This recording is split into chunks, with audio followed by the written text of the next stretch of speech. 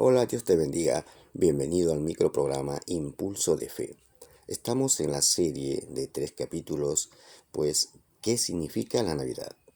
Hoy tocaremos el segundo capítulo, ¿qué significa? ¿No? Y lleva así, sentido espiritual de la Navidad. Y creemos que el Señor, pues, traerá un fundamento, un principio bíblico para darle un real sentido al momento de poder celebrar el natalicio, el nacimiento de nuestro Señor Jesús, el Salvador del mundo.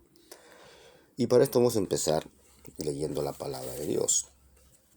Vamos a poner un principio bíblico básico acerca de darle un sentido espiritual a la llegada de Jesús a esta tierra.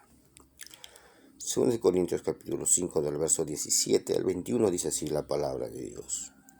De modo que si alguno está en Cristo, nueva criatura es. Las cosas viejas pasaron, y aquí todas son hechas nuevas. Y todo esto proviene de Dios, quien nos reconcilió consigo mismo por Cristo, y nos dio el ministerio de la reconciliación, que Dios estaba en Cristo reconciliando consigo al mundo, y no tomándolas en cuenta los hombres sus pecados, y nos encargó a nosotros la palabra de la reconciliación. Así que somos embajadores en nombre de Cristo, como si Dios rogase por medio de nosotros, o rogamos en nombre de Cristo reconciliados con Dios. Al que no conoció pecado, por nosotros lo hizo pecado, para que nosotros fuésemos hechos justicia de Dios en él.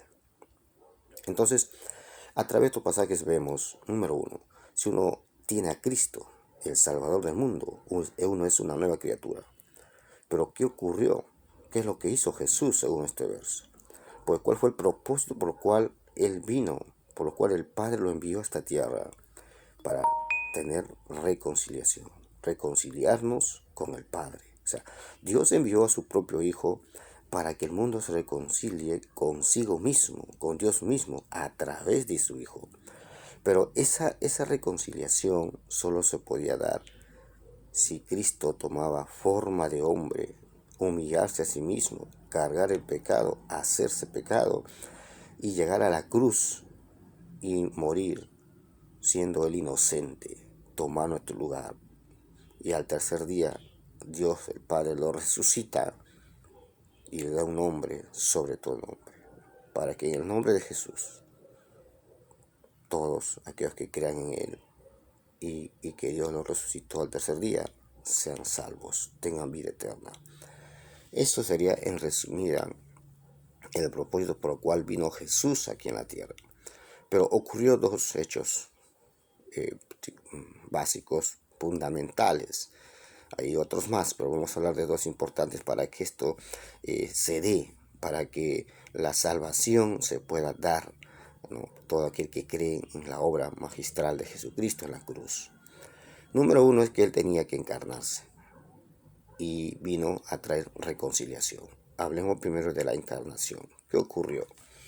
Y para esto vamos a ir al libro de Filipenses, el capítulo 2, del verso 5 al 8.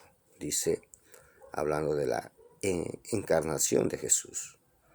Haya pues en vosotros este sentir que también hubo en Cristo Jesús, el cual, siendo en forma de Dios, no estimó a ser igual a Dios como cosa que aferrarse, sino que se despojó a sí mismo, tomando forma de siervo, hecho semejante a los hombres, y estando en condición de hombre, se humilló a sí mismo, haciéndose obediente hasta la muerte y muerte de cruz. Leamos también el verso 9 y 10. Por lo cual Dios también le exaltó hasta lo sumo, y le dio un nombre que es sobre todo nombre, para que en el nombre de Jesús se doble toda rodilla que esté en los cielos y en la tierra y debajo de la tierra. Gloria sea al Señor. Entonces vemos acá la importancia de que Jesús venga a esta tierra a salvar al mundo, al hombre de su pecado, y reconciliarlo con Dios. Pero para que eso sea eficaz, Él tenía que tomar forma humana. Y eso era una humillación para un Dios santo y puro. Y no solo eso, sino que tenía que ser obediente y ir a esa cruz y morir por todos los pecados. Hablemos ahora acerca de la reconciliación, ¿no? Qué importante es saber que en Cristo Jesús podemos volvernos al Padre, tener una relación de hijo a padre con nuestro Creador. En Romanos capítulo 5, del verso 1 al 10, dice así la palabra, hablando de la reconciliación. Justificados pues por la fe, tenemos paz para con Dios por medio de nuestro Señor Jesucristo, porque también tenemos entrada por la fe a esta gracia en la cual estamos firmes. Y nos gloriamos en la esperanza de la gloria de Dios. Y no solo esto, sino que también nos gloriamos en las tribulaciones, sabiendo que la tribulación produce paciencia, y la paciencia prueba y la prueba esperanza. Y la esperanza no avergüenza, porque el amor de Dios ha sido derramado en nuestros corazones por el Espíritu Santo que nos fue dado. Porque Cristo, cuando aún éramos débiles, a su tiempo murió por nosotros, por los impíos. Ciertamente, apenas morirá alguno por un justo. Con todo, pudiera ser que alguno osara morir por el bueno. Mas Dios muestra su amor para con nosotros, en que siendo aún pecadores, Cristo murió por nosotros. Gloria sea al Señor. Pues mucho más, estando ya justificados en su sangre, por él seremos salvos de la ira. Porque si siendo enemigos fuimos reconciliados con Dios por la muerte de su Hijo, mucho más, estando reconciliados, seremos salvos por su vida. Gloria sea a nuestro Señor. Qué tremenda bendición poder entender que si la gente cree en el mensaje de Jesús, entiende el propósito por lo cual Cristo vino a esta tierra en forma de hombre y vino a traer reconciliación, a traer paz entre Dios y el hombre a través de él, a través de su sacrificio en la cruz, pues Dios nos da vida eterna.